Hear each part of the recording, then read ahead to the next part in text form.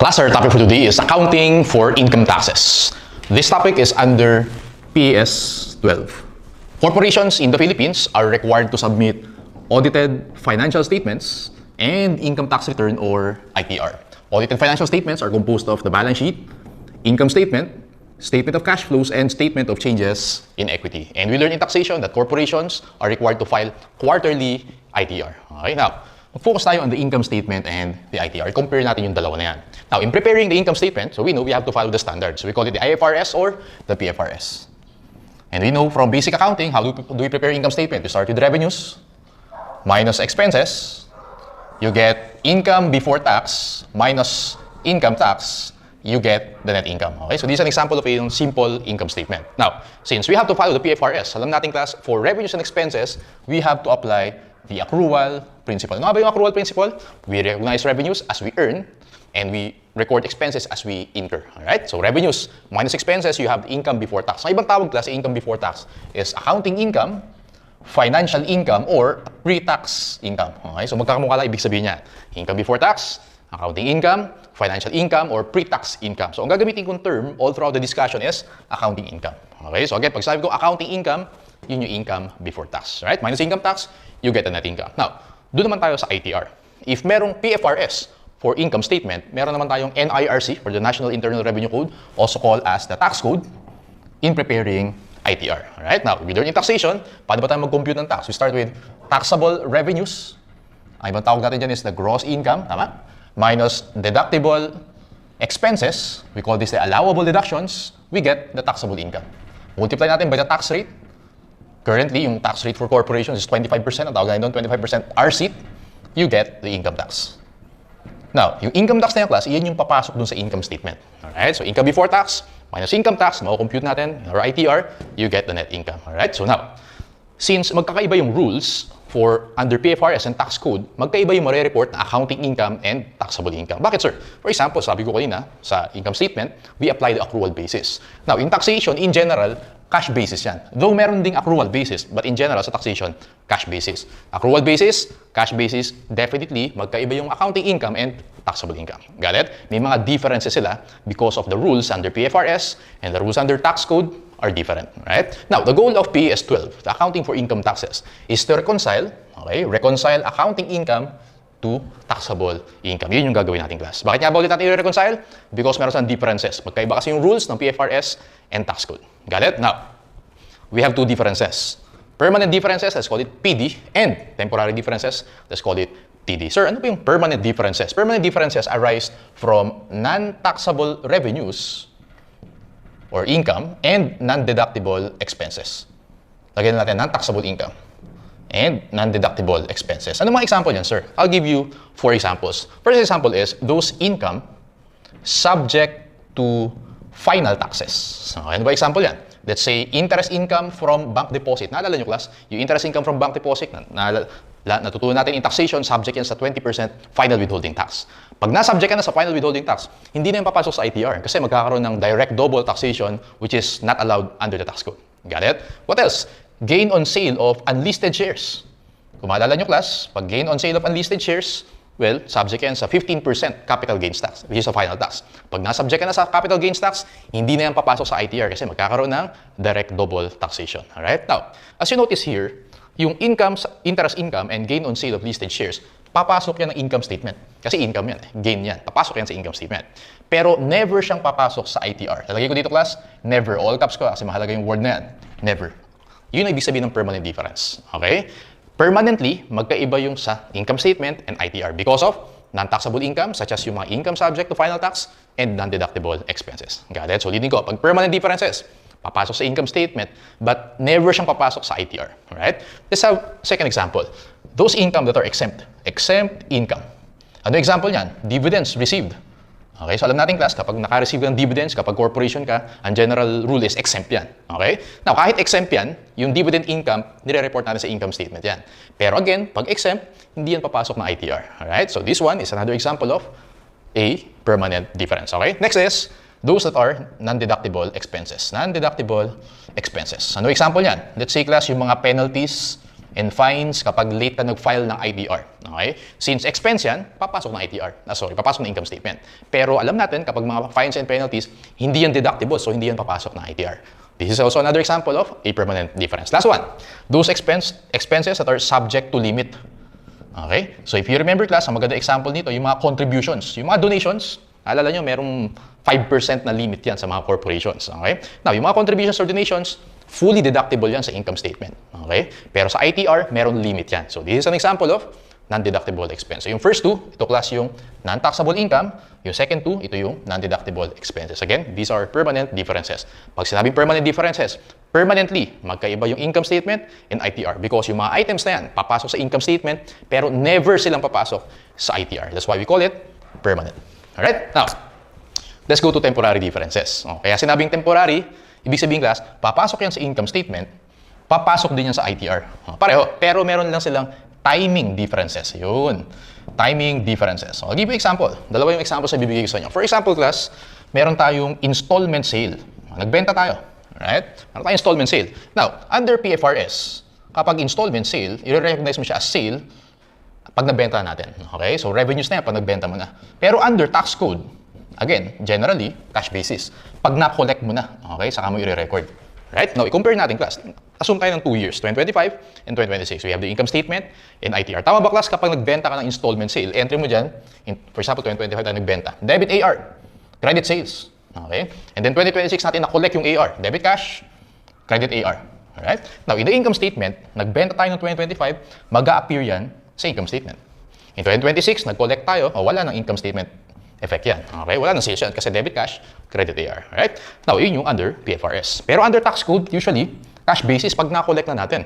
Therefore, sa ITR, kailan mo na-collect? 2026. Sa 2026, mag-a-appear yung sales natin. Sa 2025, hindi pa yan mag-a-appear kasi hindi mo pa na-collect yan.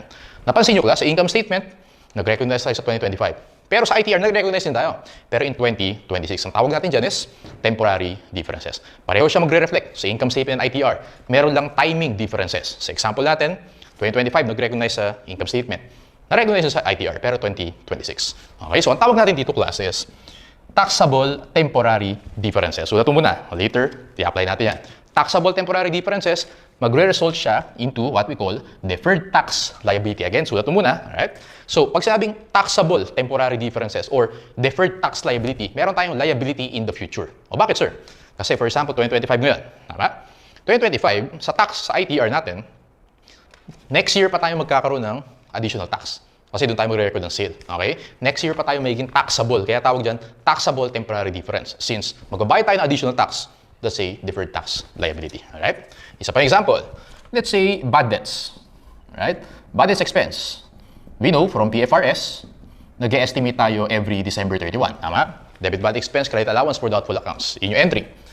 Bad debt expense, credit ADA. Alright? Pero under tax code, magiging deductible lang yan kapag may actual write-off. Let's say, noong 2026, nagkaroon ng write-off, entry natin, debit ADA, credit AR. Alright? Now, in 2025, for the income statement, tama ba, nag-recognize ka ng expense? Therefore, sa 2025 po, nag-reflect yan sa income statement. In 2026, nung nag-write-off ka, wala namang income statement item dyan. So, walang effect. Alright? Again, under the tax code, nung actual write-off, saka mo siya magiging deductible in your ITR. Therefore, 2025, wala pa yung effect in your ITR. 2026, meron na, nung meron na tayong actual write-off. Alright? Now, pag-analyze natin yan, sa income statement, nag-recognize tayo ng expense sa 2025. Pero sa ITR, nag-recognize din tayo, pero 2026 naman. Tawag natin dyan is temporary difference. Nire-recognize natin sila both sa income statement and ITR, pero merong timing differences. As opposed, dun sa permanent differences, never kang nagre-recognize yan sa ITR. Gets? Okay, now, balik tayo sa second example natin. Kung kanina, meron tayong taxable temporary differences. Dito naman, meron tayong tinatawag na deductible temporary differences. Sir, bakit deductible temporary differences yan? Because pag 2025 mo yun, sa 2026 mo pa siya madededuct. Right? This will lead or this will result in a deferred tax asset. Leading go. Kapag babayaran natin yung tax next year, DTL yan. Kapag magpag-recognize tayo ng deductions next year, DTA yan. Alright? So DTL and DTA. Now, later tuturuan ko kayo mag-compute. Don't worry. Sulat nyo muna yung logic behind permanent differences and temporary differences. Okay, now, we have two approaches in accounting for income taxes. Ang goal kasi natin dito, class, aside from reconciling accounting income and taxable income, our goal here is also to compute for the income tax expense, DTA and DTL. Okay, so doon magre-revolve yung ituturo ko sa inyo na computation. Computation ng income tax expense, deferred tax asset, and deferred tax liability. We have what you call the income statement approach and the balance sheet approach. For example, class, ito yung T-account ng DTA and DTL natin. Alright? Now, when you say income statement approach, ang mako-compute mo dyan is the change for the period. Okay? The change. Kapag naman balance sheet approach, ang mako-compute mo dyan is the ending balance. Okay, sir, paano natin maalala yan? For example, sa DTA natin, okay, since asset yan, meron tayong beginning balance. And meron tayong ending balance. Sa DTL, this is a liability, meron kang credit balance, and then beginning and ending. Kapag in-apply natin yung income statement approach na ituturo ko later kung paano, makukuha mo dyan is yung change. Ibig sabihin, ito siya. Yung change. Alright? So, lagay ko ng arrow. Pag naman in-apply natin class yung balance sheet approach, ang mako-compute mo dyan is the ending balance. This one and this one. Alright? Paano namin maalala yan, sir? Tandaan mo class, kapag income statement approach, di ba yan yung mga items na for the period. Tama? For the period lang yan. Ito. Yun yung for the period. Kapag balance sheet, di ba, yan yung mga items sa cumulative. Yan yung mga as of. Tama? So, ibig sabihin, pag balance sheet approach, ang makukuha mo yung cumulative or yung as of or yung ending balance. Okay? Now, ang key dito is to know how to do the income statement approach and balance sheet approach. Income statement approach muna tayo, class. Because this one is, para sa akin, mas intuitive siya. Okay? Yung computation. Now, I'll give you an example. Let's say 2025 and 2026. Ang goal natin is to convert or to reconcile accounting income into taxable income. Start muna tayo with accounting income.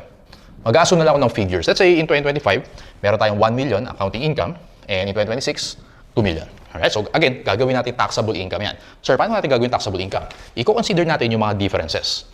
Let's start with permanent differences. Okay? So, first natin is plus minus permanent differences. Plus minus kasi syempre depende kung income or expense. So, mag-assume na tayo ng figures. Let's say class yung interest income and yung penalties ang gawin natin. So, ang gagawin ko dyan, interest income, lalagay ko dito, interest income, let's say this is 50,000. Right? Ima-minus ko yan. Kasi yung interest income, ni-record mo yan sa books mo. Okay? Sa accounting income. Dapat hindi.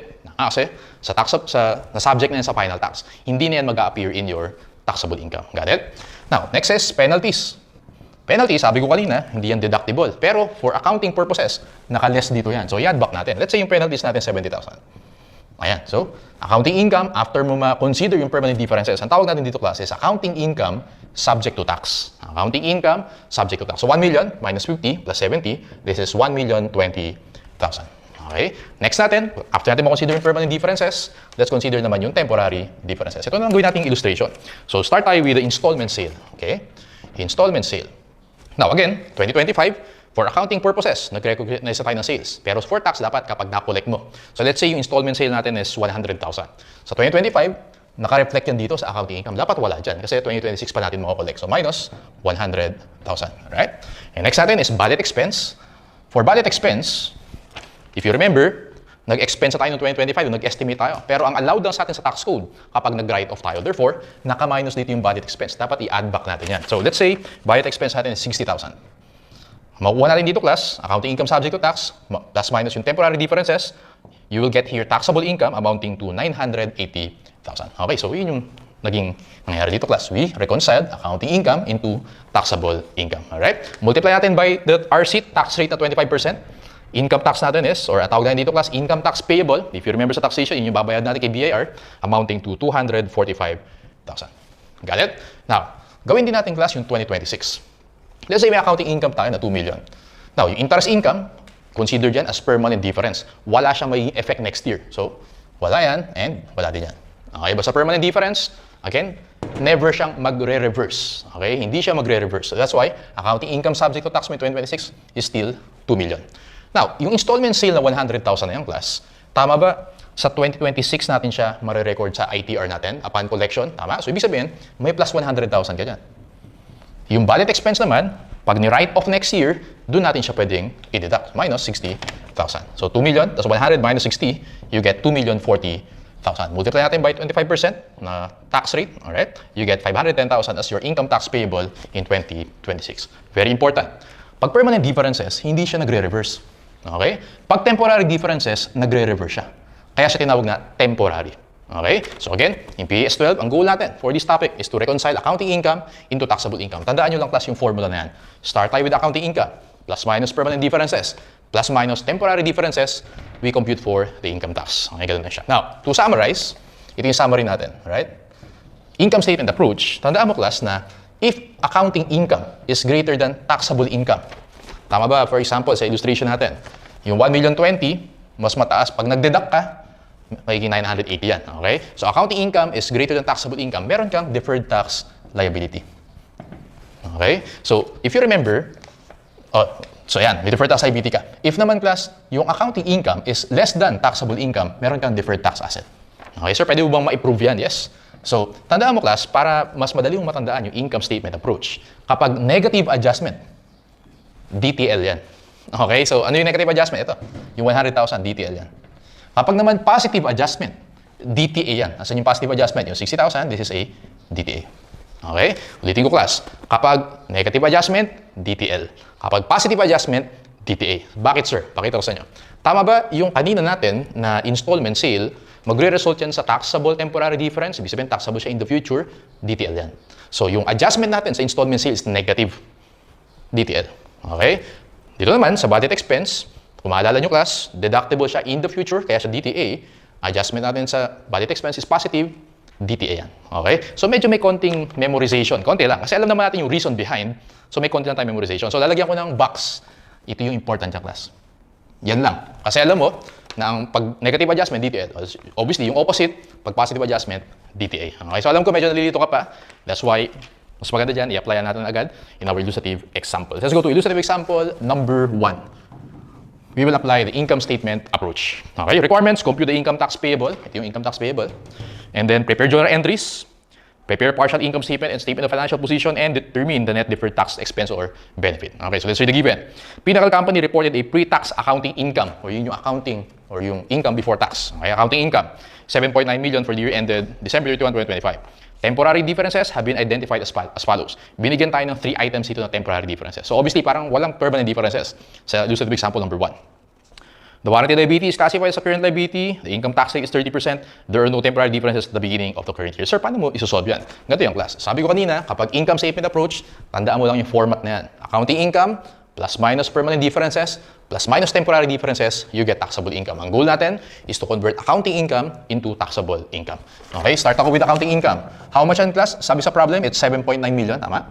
Now, doon tayo sa plus minus permanent differences. Uy, wala namang permanent differences. Ibig sabihin, this is also our accounting income subject to tax, 7.9 million. This is your accounting income subject to tax after nung permanent differences. Okay?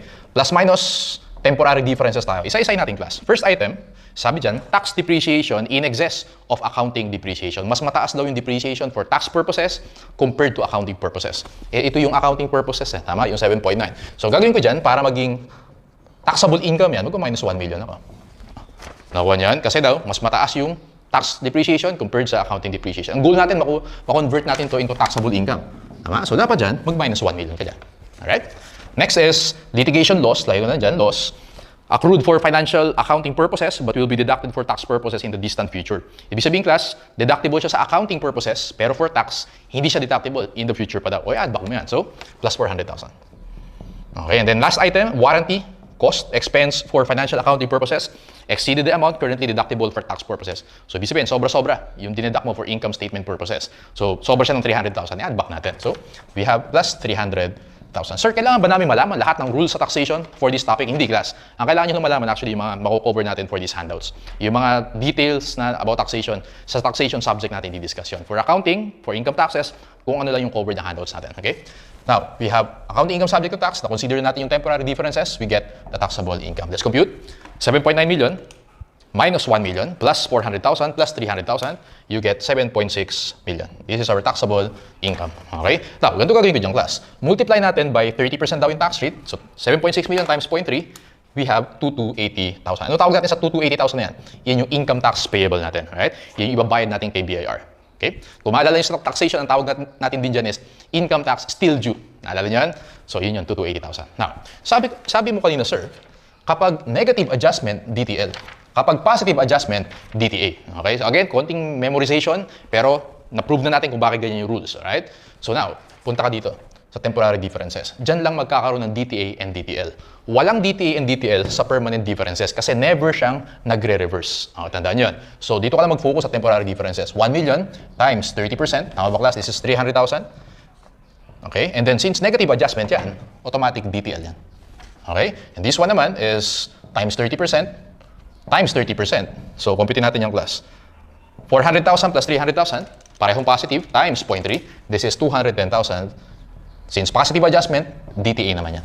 So, na-compute natin yung income tax payable, na-compute natin yung DTL, na-compute natin yung DTA. Ulitin ko lang, sa permanent differences, wala kang DTA and DTL dyan. Alright? Ayan. So, requirement number 1, compute the income tax payable. Ito yung sagot natin, 280,000. Okay? Requirement number 2, prepare journal entries. Pag prepare ka ng journal entries, tabihan mo lang yung mga na-compute natin. Okay? So, ganito gagawin ko dyan, class.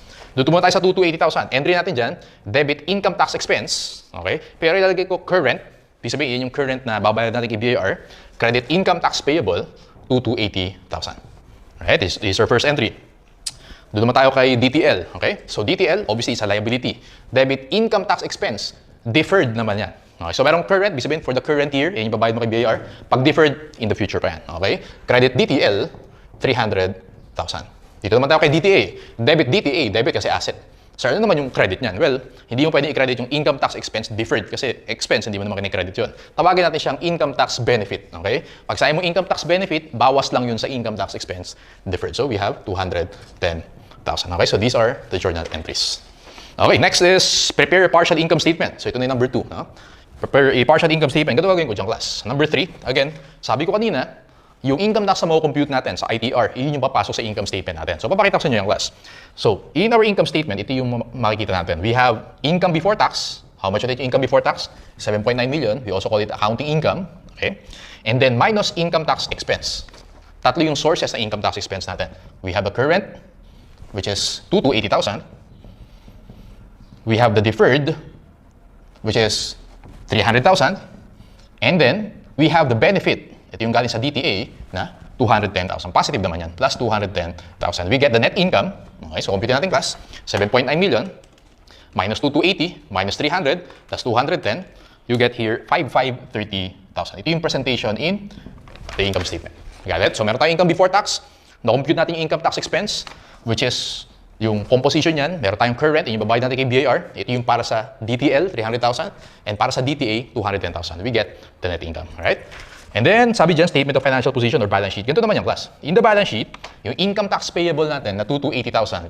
Since current yan, current liability yan. Babayad natin kay BAR. Our DTL, okay, which is 300,000. Tandaan mo, class, always non-current liability yan. DTA and DTL are always presented as non-current. Never magiging current yan. Kahit next year mababayaran. Never. Okay? According to PAS1. And then DTA, which is 210,000, always non-current asset. Okay? So, yun yung presentation yan. Now, papakita ko ng shortcut sa inyo. Pag ang tinanong sa problem, how much yung total income tax expense? From the entries, compute natin, class. Tama ba ang total income tax expense natin? 300,000 minus 210 plus 2,280. So, 300,000 minus 210 kasi credit, okay, plus 2,280.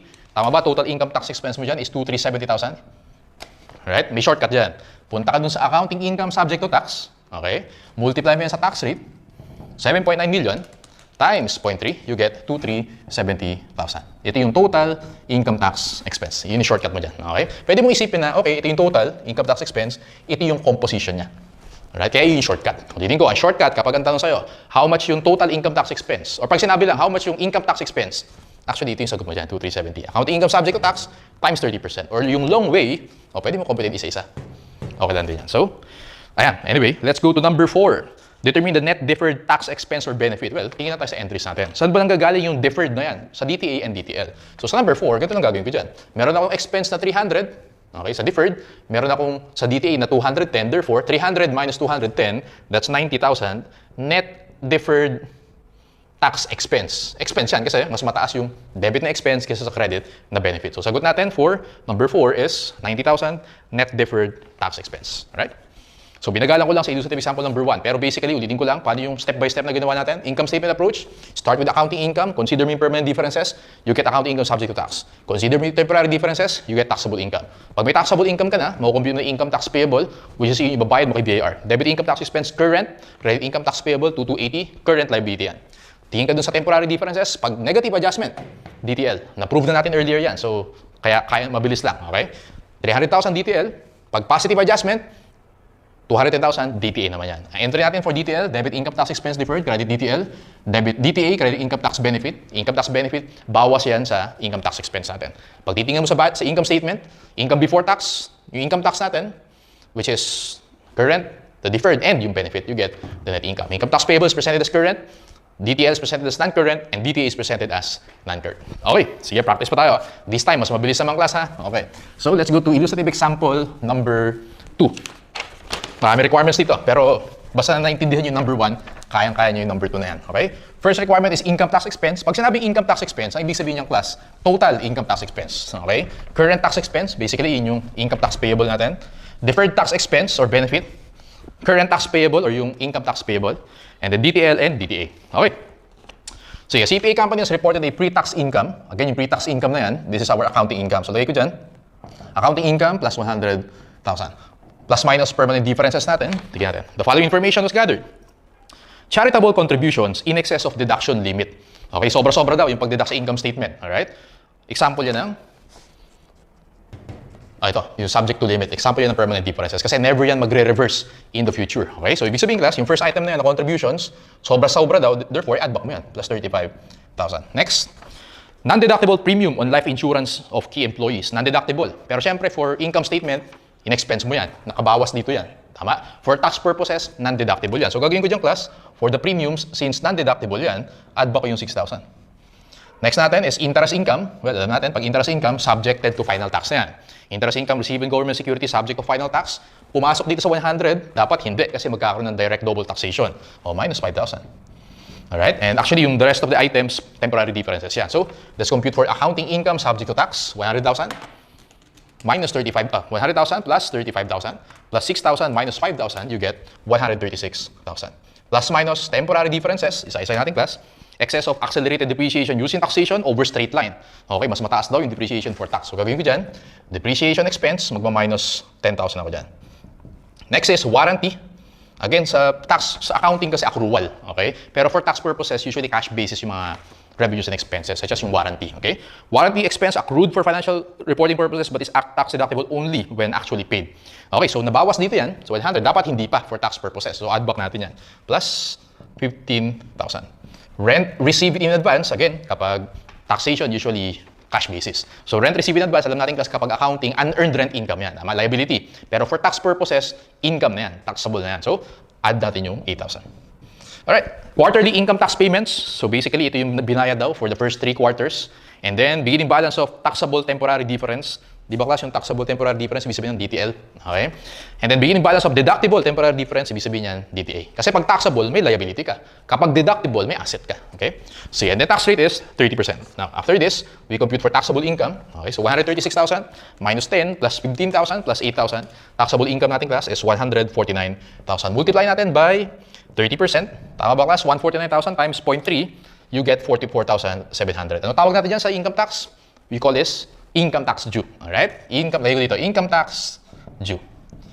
Now, yan din dapat yung income tax payable. Kaya lang may binayad na tayo sa first 3 quarters. Nakita nyo yung for to the last item, quarterly income tax payments na 20,000. Nakita nyo yan? So yung payments natin, quarterly payments na 20,000, 44,700 minus 20,000, you have 24,700. This is your income tax payable. Alam kong naalala nyo yan in taxation.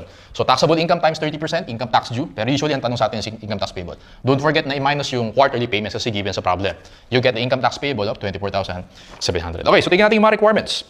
Letter A, how much daw yung income tax expense or yung total income tax expense? Ano yung sinabi ko shortcut kanina? Accounting income subject to tax, multiply natin by the tax rate ng 30%. Times 30%, 136,000.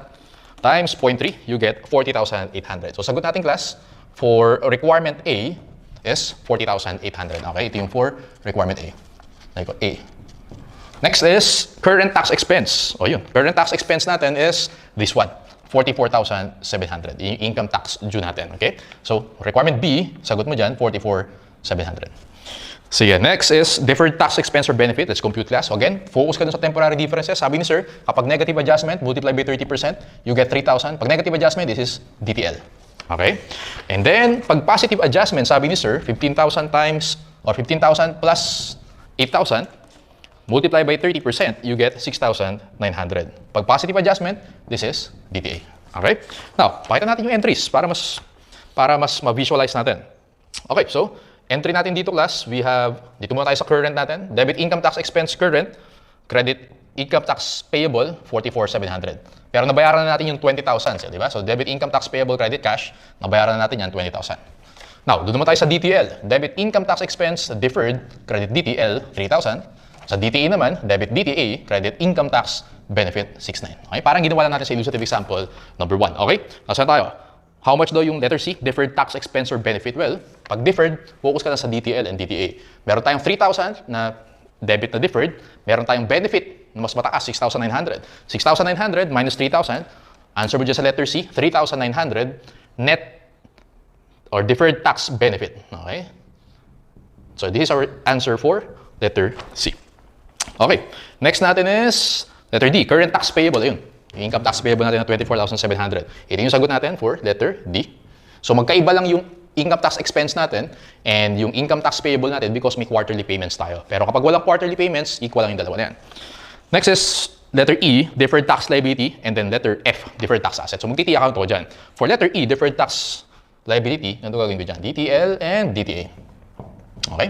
Now, yung DTL muna tayo, tingin ka dun sa given. Okay, so third to the last item, beginning balance of taxable temporary difference. Nakita mo yung 12,000, multiply mo sa tax rate yan. Okay, so 12,000 times 30%, you get 3,600. Iyon yung DTL natin na beginning balance. So ulitin ko, yung taxable temporary difference sa 12,000, iyan kasi yung 100% eh. Syempre may tax rate tayo na 30%. 12,000 times 30%, 3,600. And sabi dyan, taxable temporary difference, taxable siya in the future, may liability tayo. May babayaran tayo in the future. 3,600 yan. Yung isa naman class, yung next item, deductible temporary difference, deductible siya in the future, meaning asset naman natin yan kasi madideduct natin. So 9,000 times 0.3, you have 2,700, beginning balance of our DTA. Okay, and then, i-plug in lang natin yung sa journal entries natin.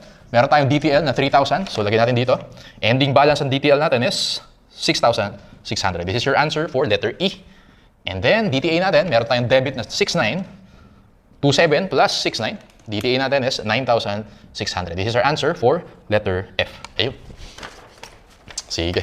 Now, balik tayo dun sa total income tax expense. Di ba kasi yung total income tax expense natin is 40,800. Sabi ko yung shortcut, accounting income subject to tax times 30%. Pwede mo siyang i-extract dito. Tama? So, gagawin mo lang dyan, 44,700 plus 3,000 minus 6,900. Sige nga, 44,700 plus 3,000 minus 6,900. Ayun, 40,800. Pero again, gusto mo bilis to, shortcut yan. Okay? So yan, that's how you answer illustrative example number 2. Let's now go to multiple choice. Okay, punta tayo sa main problem number 1 and number 2. Mas mabilis na tayo. Hindi ko napapakita yung entries kasi alam nyo na yung entries. Ano na tayo? Straight competition na tayo. Sige, so main problem number 1, question sa atin here is what amount of current income tax liability should be reported? Tama ba class? Pag sinabing income tax liability, that's your income tax payable or basically taxable income times the tax rate. Right? Sige, so, that's the given. An entity reported 9 million income before provision for income tax. So, gagawin ko dyan. Main problem number 1, may accounting income tayo, 9 million. Ko-convert natin yan into taxable income. The following data are provided for the current year. Rent received in advance, 1.6 million. Sa accounting, liability yan. Pero for tax purposes, cash basis, taxable na yan. Kaya gagawin ko dyan, plus 1.6 million tayo. Next item, income from exempt municipal bonds. Kapag exempt, permanent difference yan. Tama? So, tanggalin mo siya dyan. Ito siya. Exempt income, never siyang magiging part of our taxable income. So, minus 2 million. Alright? And then, depreciation deduction for income tax purposes in excess of depreciation for financial reporting purposes. Mas mataas daw yung depreciation for tax, mag-minus 1 million. Minus, how much yan? Mag-minus 1 million ganyan. Okay? Tax payment during the current year, ma-minus natin later yan. Okay? To get the income tax payable. So, basically, yung taxable income natin class is 9 million. Plus 1.6 million, minus 2 million, minus 1 million, you get 7.6 million. Okay, multiply natin by the tax rate, the 30% times 0.3, you get 280,000. Tama ba class? Ito yung income tax due natin. Pero ang tanong sa atin, income tax liability or income tax payable. Bawasan mo yung quarterly payments na 500,000. 280,000 minus 500,000, answer mo dyan, 1,780,000, income tax payable. Letter A, 1,780,000. Easy. Basta alam mo yung income statement approach, convert accounting income to taxable income, multiply by the tax rate, ayun, minus yung payments, income tax payable. Pag ang tanong sa'yo class is, how much yung income tax expense? Ito yung sagot mo dyan, 2,280. Tama lang? So, ayan. Sige, let's go to number 2. Ayan, main problem, number 2. The pre-tax financial income. Ano ulit yung pre-tax financial income? Ibang tawag lang yan sa accounting income. So, baliktad naman. So, dito, from taxable income, work back tayo para kunin yung accounting income. Okay? So, basically, Kaya tanong sa atin, how much yung accounting income? Sige, let's read the given. Rowan Company is determining the amount of its pre-tax financial income for 2021 by making adjustments to taxable income. The tax return indicates taxable income of 380,000. Uy, may taxable income. Lagyan natin dito. 380,000. Of which tax liability of 121,600 has been recognized. So 380,000 times 32% in tax rate. Nakuha yung 121,600. Following is a list of items that may be required to determine pre-tax financial income. Okay, first, accelerated depreciation for income tax purposes was 134,000. For straight line naman, for accounting purposes, 80,000 was the difference. 134,000 daw, minus 80,000. Tama ba, class? 54,000. So, ibig sabihin, kailangan mag-depreciate pa tayo ng 54,000 to get the taxable income. Tama? Next, goodwill amortization of 45,000 was not included as a deduction in the ITR, but may be deducted in the income statement. For income tax, for accounting purposes, pwedeng i-deduct. For tax purposes, hindi pwedeng i-deduct. Di add back mo yan. So, gagawin ko dyan, number 2, add back natin, because ang goal natin is to compute for the taxable income. Number 3, several expenses were included in the ITR on an estimated basis. These items will be in the income statement, but are subject to new information, etc. Wala naman sinabing amounts for third bullet, so wala yan. And then last one, number 4, interest on treasury bills was not included in ITR. During the year, 24/7 was received on this investment and subject to final tax yan. Dapat hindi yan mag-appear sa ITR. So, mag-minus natin yan. Minus 24/7. Work back tayo, taxable income to accounting income. So, 380,000 plus 24/7, plus kasi work back tayo. Plus 24/7, minus 45,000 plus 54,000. Answer mo dyan, class? 413,700. Letter dog. 413,700. Okay, so that's how you do income statement approach. Right? Now, sagutan natin, class, yung mga related theory questions. And then later, explain ko naman yung balance sheet approach. Okay, so let's go to theory number 1. The objective of accounting for income taxes is, well, actually, ang objective natin dyan, dalawa yan actually. No? Reconcile natin yung accounting income to taxable income and compute for income tax expense, DTA and DTL. So yung pinaka-close dyan, no, is letter B, boy. Recognition of assets and liabilities. Ano yung assets? DTA. Ano yung liabilities? DTL. Okay, so letter B for theory number 1. Number 2, it is the profit for a period determined in accordance with the rules established by taxation authorities or yung tax code. Ang tawag natin dyan is taxable income or taxable profit. Letter B. Pag accounting, or under PFRS, accounting income. Pag under tax code, taxable income. Number 3, it is the amount of income taxes payable in respect of taxable profit. So yung payable natin kay BIR, yun yung income tax payable or letter A, current tax expense. So naalala nyo kasi entry natin, debit income tax expense current, credit income tax payable. Okay, so ayan, entry. Kaya sagot natin dyan, class, letter A, current tax expense. 4, taxable income of a corporation. Again, yun yung under tax code. Tingnan natin. Letter A is reported to the income statement. Hindi, accounting income yan. Boys, based on IFRS? No, dapat based on tax code. C, differs from accounting income due to differences in inter-period allocation. Class, pag sinabing inter-period, ito lang yun. Ibig sabihin ng temporary differences. Okay? Kasi, pag inter-period, ibig sabihin dalawang periods. Merong timing differences lang, ibig sabihin ng inter-period. Okay? Ang best answer is dog.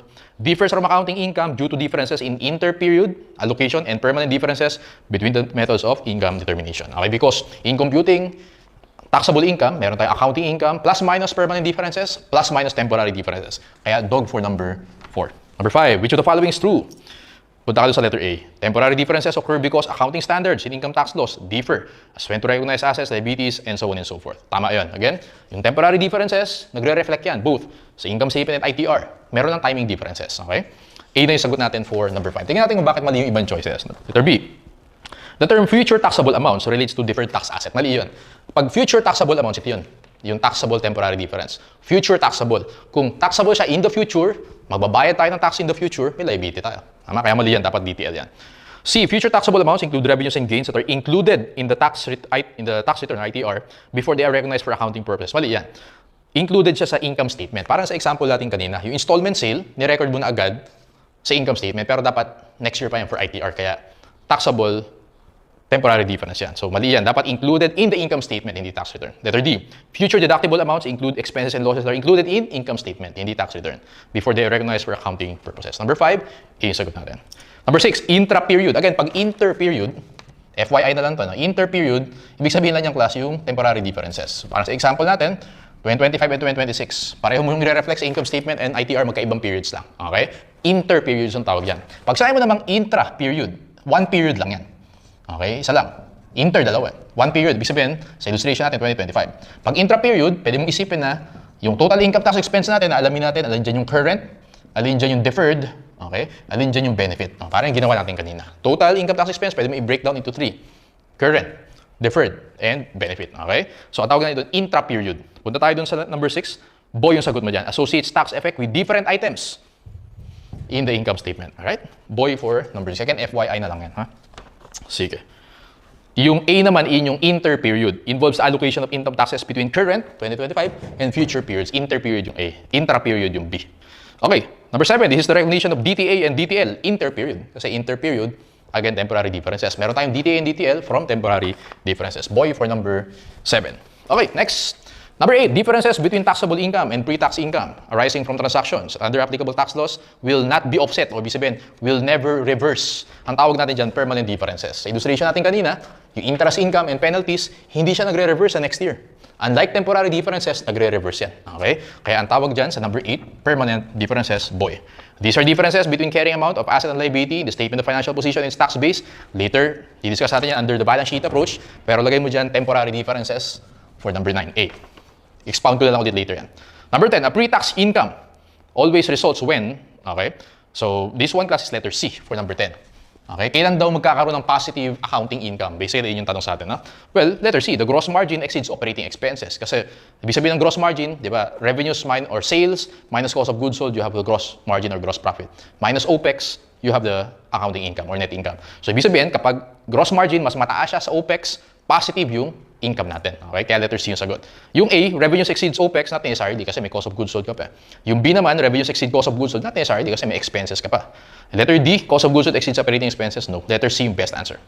11, the deferred tax consequences attributable to a deductible temporary difference. Pag deductible, DTA yan. Example natin dyan, yung budget expense. Okay? So, boy, deferred tax asset, number 11. 12, how do you call a taxable temporary difference? Deferred tax liability. Okay? Letter dog for number 12. Number 13, which of the following differences would result in future taxable amounts? Tama ba class yung future taxable amounts?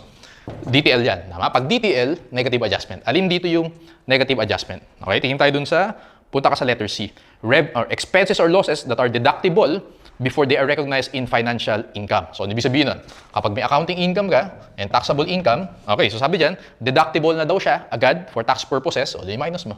Pag minus yan, DTL yan, okay? Future taxable amounts yan. Kaya best answer for number 13 is letter C. Okay, so next natin is 14. The deferred tax expense is, deferred tax expense, ano nga ba siya nanggagaling class? Sa DTA and DTL. If you remember, entry natin, debit income tax expense deferred credit DTL. Tama? Debit DTA credit income tax benefit. Diba? Ganyan yung entry natin. So sabi dyan, the deferred tax expense, or basically yung difference between deferred tax expense and benefit, sagot mo dyan is letter dog. Increase in DTL minus increase in DTA. Okay, increase in DTL, ibig sabihin credit DTL, tataas yung expense mo. Ngayon, i-minus mo yung nag-increase sa DTA because credit na benefit yan. Okay, so sagot mo dyan, 14. The deferred tax expense is basically the difference between the increase in DTL and the increase in DTA. Okay, minus the increase in DTA. 14, letter D. Number 15, current tax expense plus deferred tax expense. So, kung maalala nyo class, ito yung total income tax expense natin. Pwede mo siyang i-break down into two. Actually, dalawa lang naman yan. Yung current and yung deferred natin. Okay? Pagka DTL, tawag natin deferred. Pag DTA, tawag natin benefit. Okay? So, pag in-add mo daw yung current tax expense plus deferred tax expense, makukuha mo total income tax expense. Or basically, yun din yung income tax expense. Boy for number 15. 16, total tax expense is based on, ano nga ba yung shortcut natin dyan? Accounting income subject to tax, multiply by the tax rate. Punta ka dun sa boy, financial income. Okay? So, tingnan natin yung mga choices. Taxable income, hindi. Kasi makukuha mo dyan yung current tax expense. Financial income, yes. Yung C, financial income excluding temporary and permanent. Mali, dapat excluding permanent lang. D, financial income excluding permanent but including temporary differences. Okay, so, sagot dito class, dog tayo for number 16. Yun yung best answer dito. For number 16, dog, total tax expense is based on financial income excluding permanent differences but including temporary differences. Dog for number 16. Okay? Number 17. Okay, last one na to for income statement approach. According to PS 12, deferred tax assets and liabilities should be reported in the balance sheet as, hinighlight ko na to kanina, sabi ko, yung DTA and DTL, always non-current. Always, 100% of the time. Never magiging current yan. Okay? Letter A for number 17. Okay, so for the rest of the items, i-apply natin dyan is the balance sheet approach. We're done with the income statement approach. Let's now proceed to the balance sheet approach. Under the balance sheet approach, meron tayong formula. We start with the carrying amount minus the tax base. Let's call this TB. And the difference between the carrying amount and the tax base multiplied by the tax rate, we get the DTA or DTL.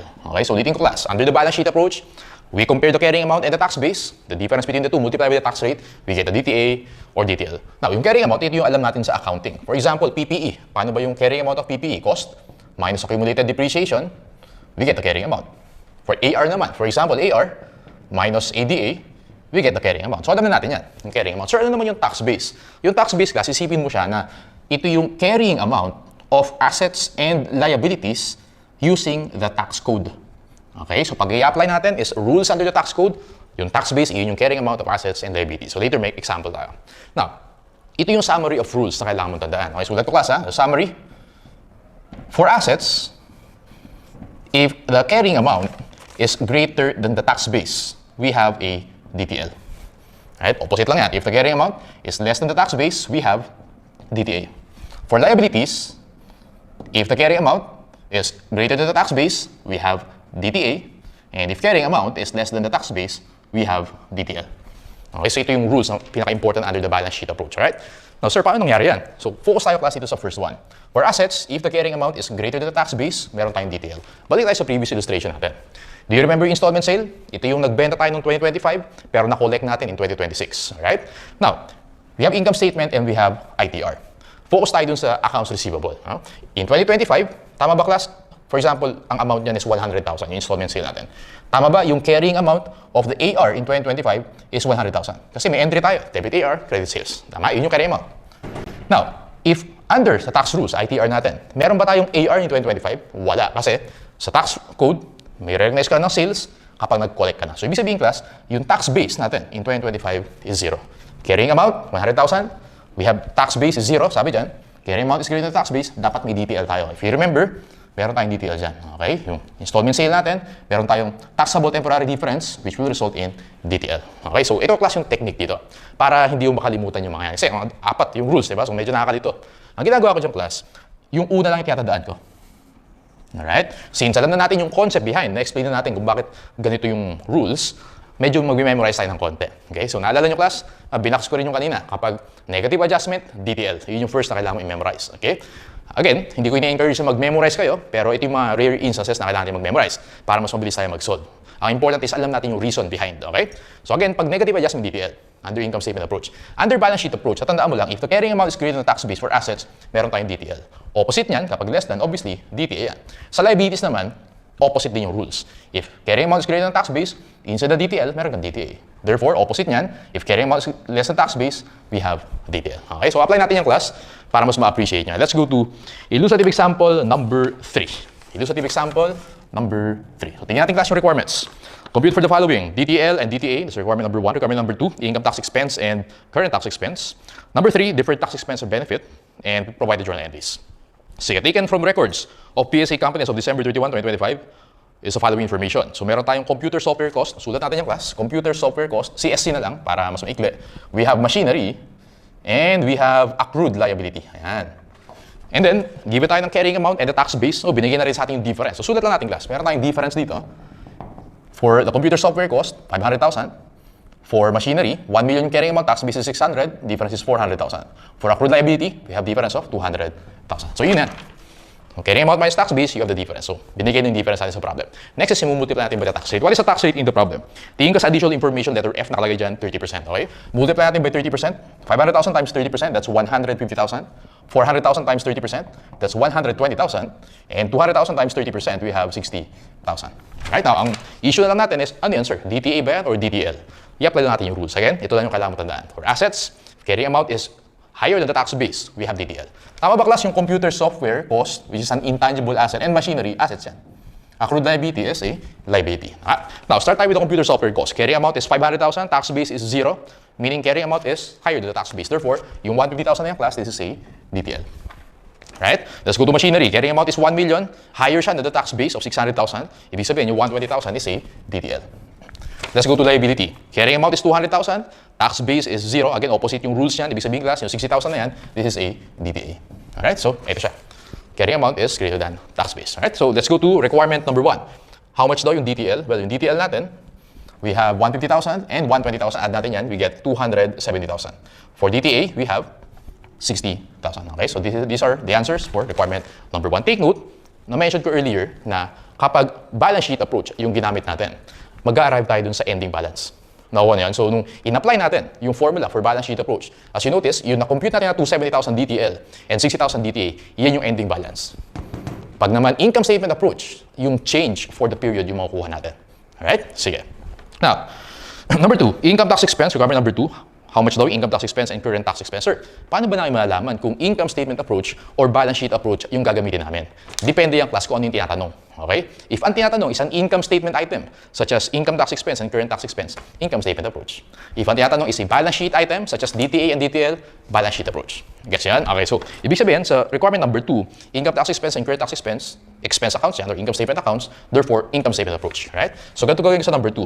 Pag income statement approach, again, we start with accounting income. How much ba yung accounting income sa given? Punta ka sa additional information, D or DOG. Pre-tax income is 1 million. So, lagi dyan, 1 million. And wala namang permanent differences dito sa problem. So, let's proceed to temporary differences. Okay, so isa natin. Punta tayo dun sa letter A. Software development costs after technological feasibility was established were capitalized for financial reporting. The costs were recognized as outright deductions for tax purposes. So, for tax purposes daw, class, dapat 100% i-deduct natin or gawin natin expense. So, how much yung difference sila? Ito siya yung 500,000. Okay, so ang gagawin ko dyan, sabi dyan, for tax purposes, outright expense yan, so minus 500,000. Let's go to letter B. Straight line depreciation is used in depreciating the machinery while some of the years is used for tax purposes. So how much yung difference nila? Well, 400,000. Okay, difference ng straight line and some of the years. Since dapat mas mataas yung depreciation for tax purposes, mag-minus 400,000 tayo. And then, letter C, healthcare benefits are accrued as incurred, but are tax deductible only when cash is actually paid. So again, generally for tax purposes, cash basis, though may mga accrual basis din for tax, pero in general, cash basis yan. And we know in accounting, accrual basis yan. So ibig sabihin, class, since accrued liability yan, hindi pa bayad. Alright? So add back natin yan. So plus 200,000. And from there, we get a taxable income. So accounting income natin is 1 million, minus 500,000, minus 400,000, plus 200,000, taxable income natin, class, is 300,000. Multiply natin by the tax rate of 30%. 300,000 times 30,000, this is 90,000. Okay? Ano yung entry natin sa 90,000? Yan yung income tax payable natin. Tama? Lagyan ko na entry. Debit income tax expense current, credit income tax payable, 90,000. Okay? And then, lagyan na rin natin entries yung mga adjustments natin. Now, negative adjustment, dyan muna tayo. So, 500 plus 400, that's 900,000. Multiply natin by 30%. 900,000 times 0.3, we get 270,000. So again, kapag negative adjustment, DTL yan. Alright? 200,000 times 30%, that's 60,000. Positive adjustment, therefore we have a DTA. Okay, now, lagyan na rin natin ng entries for the DTL. Debit income tax expense deferred, credit DTL, 270,000. For the DTA, debit DTA, credit income tax benefit, 60,000. Okay? And again, in shortcut natin for total income tax expense, 1 million times 30% is equal to 300,000. Ito yung total income tax expense. Okay, ano ba tanong sa atin? Requirement number 2, how much daw yung income tax expense? Pag sinabing income tax expense, it refers to total income tax expense. Okay, so ito yung sagot natin, 300,000 for question number 2. And then tinanong din dyan, class, yung how much daw yung current tax expense. Ito yung current tax expense, 90,000. Alright? Let's go to number 3, deferred tax expense or benefit. Well, tingin ka naman dun sa deferred taxes natin. Dalawa lang naman yan. Meron tayong income tax expense deferred coming from DTL na 270 and then may credit ka na 60. So 270 minus 60, you have 210,000. Obviously, mas malaki yung income tax expense deferred kaysa sa income tax benefits. So ang tawag natin dyan, 210,000 deferred tax expense. Okay, so ito yung sagot natin, class, for question number 3. Provide the journal entries, okay na tayo. Nag-provide na tayo ng journal entries. Okay, so that's how you do illustrative example number 3. Now, take note, class. Sabi ko kanina, kapag ang tanong sa'yo is DTA or DTL, which is balance sheet items, okay, balance sheet approach yung gagamitin natin. Kaya yung ginawa natin dito sa requirement number 1. Tama? So, yung nakuha natin, class, DTL na 270 and then DTA na 60. Sir, pwede rin ba natin ma-compute yung DTL and DTA using income statement approach? Answer is yes. Kung mapapansin mo dito, class, entry natin, yung nakuha natin na DTL is 270. Nakuha natin DTA is 60, which is exactly the same as this one. Sir, ibig sabihin, hindi pala namin kailangan gumamit ng balance sheet approach, pwede palang puro income statement approach. So dito, class, equal silang dalawa because first year of operations to. Alright? So again, pag balance sheet approach kasi ending balance makukuha mo. Kapag income statement approach, yung change ang makukuha mo. Alright? Magiging equal yung dalawa na yan kapag first year of operations. Ibig sabihin, kapag walang beginning balance, yung DTA and DTL, same lang ang makukuha mo under income statement approach and the balance sheet approach. Okay? Pero ako, class, personally, ang mas prefer ko is the income statement approach kasi mas intuitive siya than the balance sheet approach. Okay? Pero again, ang rule natin, kapag balance sheet items yung tanong, balance sheet approach. Especially kapag given sa problem is carrying amount the tax base, so definitely balance sheet approach siya. Kapag naman ang tanong sa'yo is expense, income statement approach. Alright? Sige. Alright, now, let's go to illustrative example number 4. Isa pa, practice pa tayo. Requirements, same lang din. Requirement number 1 is how much daw yung DTL. Requirement number 2, how much yung DTA. Requirement number 3, how much is the net deferred tax expense.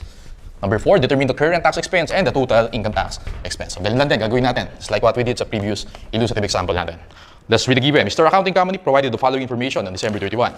Okay, so meron tayong AR, motor vehicle, provision for warranty, deposits, meron tayong carrying amount and tax base. Siyempre, kapag ganyan yung given sa'yo, balance sheet approach. By the way, ang ibang tawag sa balance sheet approach is asset liability method. Okay? FYI lang, ibang tawag yun sa balance sheet approach. Now, ganito gagawin ko sa illustrative number 4. Lagay ko dito AR, and then we have motor vehicle MV na lang. We have provision for warranty, and then deposits. Tama ba, class? Yung AR and motor vehicle assets yan. Tama? Yung provision and deposits, liabilities yan. Kasi yung deposits, basically unearned revenue yan. Tama? Now, we have the carrying amount and tax base. So, computin natin yung difference. Start muna tayo with accounts receivable. Carrying amount is 1.5 million. Tax base is 170, therefore, difference is 250,000. Motor vehicle, 1,650,000. 1,250,000 tax base, difference is 400,000. For provision for warranty, difference is 120,000. Deposits, difference is 150,000. Next step, multiply natin by the tax rate. Tingin ka dun sa second paragraph, last sentence, the income tax rate is 30%. Multiply natin by 30%. 250,000 times 30%, that's 75,000. Okay, 400,000 times 30%, that's 120,000. 120,000 times 30%, that's 36,000. And then 150,000 times 30%, you have 45,000. Okay.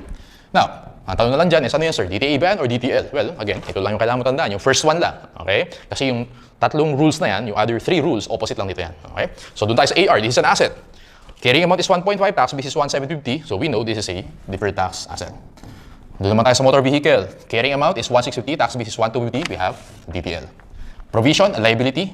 Carrying amount is greater than the tax base, therefore, 36,000 is a deferred tax asset. And then deposits, 150,000. Higher than the tax base, therefore this is a deferred tax asset. Okay? Let's go to requirement number 1. How much daw, class, yung DTL? Well, ang gagawin ko lang dyan, isa lang yung DTL natin, 120,000. 120,000. Let's go to number 2. Determine the deferred tax asset. Meron tayong tatlo, 75, 36, and 45. 75,000 plus 36,000 plus 45,000, you get 156,000 DTA. Okay? So kung i-visualize mo siya, class, pwede mong isipin na kapag nag-T account ka, okay, dito yung DTA, dito yung DTL, okay, yung mga compute natin dyan, for DTA, ito na siya, ending balance.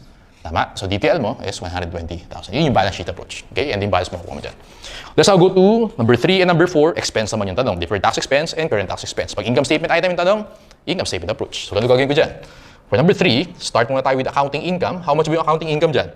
Well, tingin ka dun sa... Nasa na yan? Sa first paragraph, the entity showed, or third paragraph, the entity showed accounting income of 8 million. Nakita nyo yan? Okay, in the income statement for 2025, the income tax rate is 30%. So, 8 million daw. So, lagay natin, accounting income is 8 million. And then, wala namang permanent differences sa given. So, diretso tayo sa temporary differences.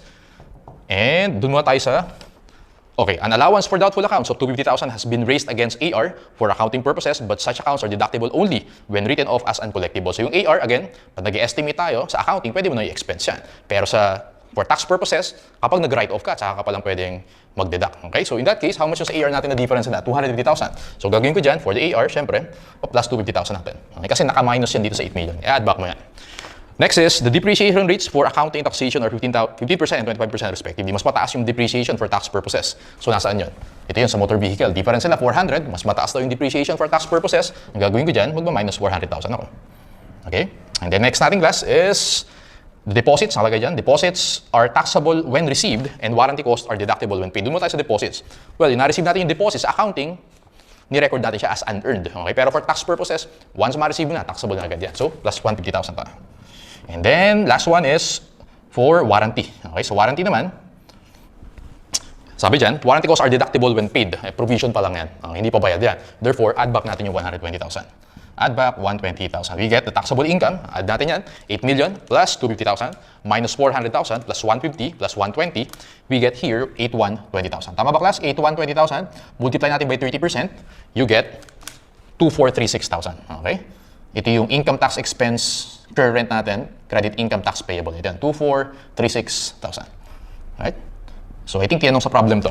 Ito yung question number 4. Determine the current tax expense. Sagot mo dyan, class. Ito siya, 2436,000. Okay, determine the net deferred tax expense. Well, punta tayo dito sa temporary differences. Tama ba, class? 250,000 positive adjustment, multiply natin by 30%, we get 75,000. Pag positive adjustment, DTA yan. Okay, 400,000 times 30%, you get 120,000. Since negative adjustment yan, this is a DTL. Right? 150,000 times 30%, we get 45,000. This is positive adjustment, so meron tayong DTA. Okay? 120,000 times 30%, we get 36,000. So positive adjustment, we have DTA. Alright? Now, ang tanong sa atin, net deferred tax expense or benefit. Well, ang expense mo lang is the DTL. Ito benefit pag DTA. Tama? So, add muna natin lahat ng benefit. 75,000 plus 45,000 plus 36,000. Yung total benefit natin is 156,000. Okay? So, add natin yan. Total DTA natin is 156,000. And then DTL natin is 120,000. So, ang difference nila, 36,000, which is a benefit. Okay? So, sagot natin sa number 3. Net deferred tax benefit is 36,000. Alright. And then, determine the total income tax expense. Okay, so, shortcut natin dyan. 8 million times 30%, we get 2.4 million. Total income tax expense, sagot natin for number 5 is 2.4 million. Okay, so, tignan mo to class. So, anong nangyari dito? Yung na-compute natin under balance sheet approach, DTL is 120. Tama? DTA is 156. Now, using the income statement approach, ang na-compute mo din sa DTA is 156. Dito siya pupunta. Ayun, change siya for the period. Alright? Kasi walang beginning balance na given. Okay, zero yan. Yung income statement approach, same lang as balance sheet approach. So, yung DTL natin na 120 dito yan. Yung change yan. Okay? Zero, beginning balance. Therefore, income statement approach and balance sheet approach, nag-arrive sila sa same amounts. Okay? So, kailan sila magkakaiba, sir? Well, obviously, kapag may beginning balance. Okay? Iba yung magiging income statement approach and the balance sheet approach. So, ganyan siya. Alright, that's for illustrative example number 4. Let's go to main problem. Number 3. Okay, main problem number 3. I think this is the last one. No? Multiple choice naman tayo, pero same lang din. We will apply the balance sheet approach. Question number 1, what amount should be reported as current tax expense? Question number 2, what should be reported as total tax expense? Number 3, deferred tax liability. And number 4 is deferred tax asset. Okay, so huwag natin lagyan ng entries kasi nagawa natin yung mga journal entries. Main problem number 3, an entity had the following financial statement elements for which the December 31, 2021 carrying amounts are different from the December 31, 2021 tax basis or tax base. Okay. So, meron tayong carrying amount, tax base, and binigyan na yung difference sa atin. Start tayo with equipment. We have accrued liability and computer software cost. So, pag sunurin natin yung computer software cost, para parehong asset. And then accrued liability. Okay? So, yung equipment and computer software cost, asset yan. Liability naman yung accrued liability. Now, yung difference is given in the problem. So, for the equipment, we get the difference of 1.5 million. For the computer software cost, 2 million. And then, for accrued liability, we have 500,000. Okay, multiply natin by the tax rate. What is the tax rate in the problem? Tingin ka sa last paragraph. Nakalagay dyan, income tax rate is 30%. So, multiply natin by 30%. We have 450,000. 200,000 times 30%, or sorry, 2 million times 30%, we get 600,000. And then, for accrued liability, 500,000 times 30%, we get 150,000. So, alamin natin if it's DTA or DTL. Start muna tayo with equipment. Carrying amount is 5.5 million. Tax base is 4 million. Mas mataas yung carrying amount. Therefore, this is a DTL. Punta tayo sa computer software cost. Carrying amount is 2 million, tax base is 0, therefore, this is a DTL. For the accrued liability, carrying amount is greater than tax base, opposite yung rule niya, therefore, we have a DTA. Okay. Sige, tinanong ba yung DTL, DTA? Ayun, so question number 3, what amount should be reported as deferred tax liability? Automatic na yan is, add mo lang yung dalawa na yan. 450,000 plus 600,000, that is 1,050,000 deferred tax liability. These are answer for question number 3. Easy. Number 4, what amount should be reported as deferred tax asset? Isa lang naman, 150,000. These are answer for question number 4, letter C. Okay, 150,000. So question 3 is A, question number 4 is C. Question 1 is current tax expense, and question number 2, total tax expense, income statement approach. So start tayo with accounting income. Tingin ka dun sa last paragraph, nakalagay dyan class, pre-tax accounting income is 15 million. Wala namang permanent differences, so diretso tayo sa temporary differences. Okay. Doon tayo sa second paragraph. The difference between the carrying amount and tax base of the equipment is due to accelerated depreciation for tax purposes. Mas mataas daw yung depreciation for tax purposes. So, ang gagawin ko dyan, for the depreciation, difference nila is 1.5 million, o minus tayo, minus 1.5 million. And then, let's now go to second paragraph. The accrued liability is the estimated healthcare cost that was recognized as expense but deductible for tax purposes when actually paid. So, yung accrued liability, lagyan natin, accrued liability, well, hindi pa bayad yan. Tama? So, kailangan mo i-add back yan kasi deductible lang daw yan kapag bayad na. And the last one is the computer software cost. The entity incurred 3 million of computer software cost. Considering the technical feasibility of the project, this cost was capitalized and amortized over 3 years. So, 3 million over 3, that's 1 million per year. Tama? However, the total amount was expensed in 2021 for tax purposes. So, kaya mapapansin mo dyan, class, for computer software cost, nakita mo ba yung carrying amount is 2 million? Tama? Pero yung tax base niya is 0. So, carrying amount, paano na-compute yan? Yung 3 million na kinapitalize minus yung inamortize na 1 million. Kaya siya nag 2 million. Okay? Paano naman na-compute yung 0? Again, sabi ko, yung tax base, ito yung carrying amount of assets and liabilities if gagamit tayo ng tax code. Sabi dito, basta daw for tax purposes, lahat ng computer software cost, dapat daw i-charge to expense yan. Therefore, wala kang asset dapat sa books mo. Yun yung ibig sabihin ng tax base. Ano yung carrying amount of the computer software cost? Using the tax code, wala, 0. Kasi Sabi dyan, dapat daw outright expense, 100%, right? Now, anyway, so balik tayo dito. Ang in-expense nung company for accounting purposes is 1 million, yung amortization. Pero dapat 3 million yan. So, difference nila is 2 million. So, mag-minus 2 million tayo. Therefore, taxable income natin, let's compute, 15 million. Minus 1.5 billion, plus 500,000, minus 2 million, we get 12 million. 12 million, multiply natin by 30%. 3.6 million, ito yung current tax expense. Sagot natin yan sa BOY, question number 1. Okay? Question number 1, BOY sagot natin, 3.6 million. What amount should be reported as total tax expense? And shortcut natin sa total tax expense, 15 million times 30%, you get 4.5 million. Question number 2, sagot natin is letter A. Okay? Pag tinanong yung deferred tax expense or benefit, well, compute natin. Yung for the deferred tax asset, tama ba yung positive adjustment? So 500,000 times 30%, that's 150,000. Okay? And then yung deferred tax liability natin, 1.5 billion plus 2 million times 0.3. Okay? That's 1,050,000. So ito yung income tax expense deferred, ito naman yung income tax benefit. So ibig sabihin, 1,050,000 minus 150,000, 900,000 pag tinanong how much yung deferred tax expense, 900,000 yung sagot natin. Okay? Kaya class, pag inad mo yan, 900,000 plus 3.6 million, 4.5 million yan, which is the total tax expense. Okay? So ayan, sagutan na natin lahat. Sige, now I think that's the last problem now for income taxes. Let's now finish this by answering the rest of the theory questions. Let's now go to theory number 18. Okay, company's financial reporting basis of its plant assets, or pag sinabing plant assets, PPE yan, exceeded the tax base. So yung carrying amount daw of the PPE exceeds sa tax base, alam natin, deferred tax liability. Okay?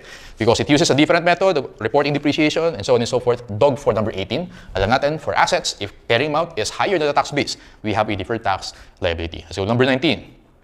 A temporary difference that would result in a deferred tax asset. Okay, so ganito gagawin ko dyan, class. Ang technique kapag ganyan yung mga tanungan, okay, tanungin sa'yo, alin daw dyan yung items na DTL or DTA, parang gano'n. So again, i-apply mo lang yan. Pag negative adjustment, DTL. Pag positive adjustment, DTA. So accounting income, gusto natin siyang gawing taxable income. So tingnan natin, class. Let's go to A.